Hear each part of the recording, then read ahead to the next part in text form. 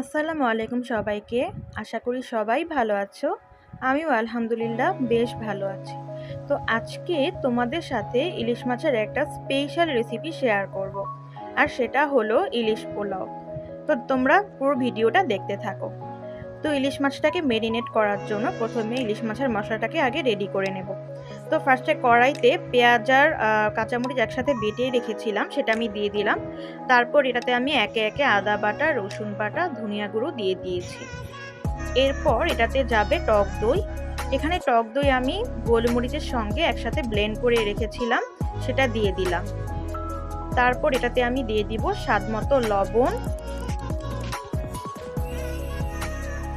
আর তার সাথে দিয়ে দেব সরিষার তেল।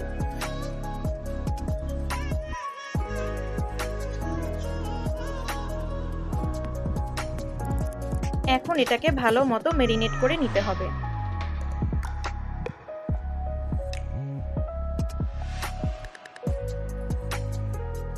মশলাটা মাখানো হয়ে এলে এটাতে আমি ইলিশ মাছের পিসগুলো দিয়ে দিব। আর ইলিশ মাছের পিস সমেত মশলাটাকে ভালো মতো মাখিয়ে নিয়ে আমি 10 মিনিটের জন্য রেখে দেব।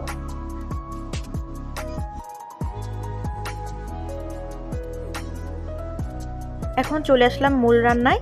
এখানে সরিষার তেল দিয়ে দুটা বড় বড় সাইজের পেঁয়াজ কুচি দিয়ে দিয়েছি।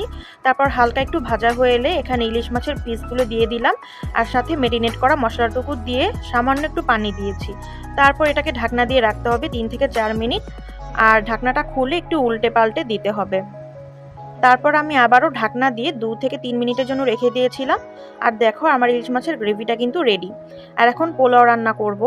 হাঁড়িতে তেল আর গরম মশলা দিয়ে পোলাও চালটুকু দিয়ে দিলাম। তারপর এটাকে ভেজে নিতে হবে। এরপর ইলিশ মাছগুলো আমি তুলে রেখেছি আর গ্রেভিটুকু এখানে দিয়ে দিলাম। তারপর এটাকে ভালো মতো একটু নেড়ে চেড়ে নেব, ঠিক এরকম একটা কালার চলে আসবে।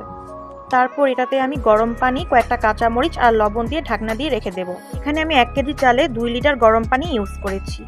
এই পর্যায়ে চুলার ফ্লেমটা কিন্তু হাই থাকবে। তারপর ঢাকনা খুলে আমি আরেকটু কিছুক্ষণ নেড়ে দেব।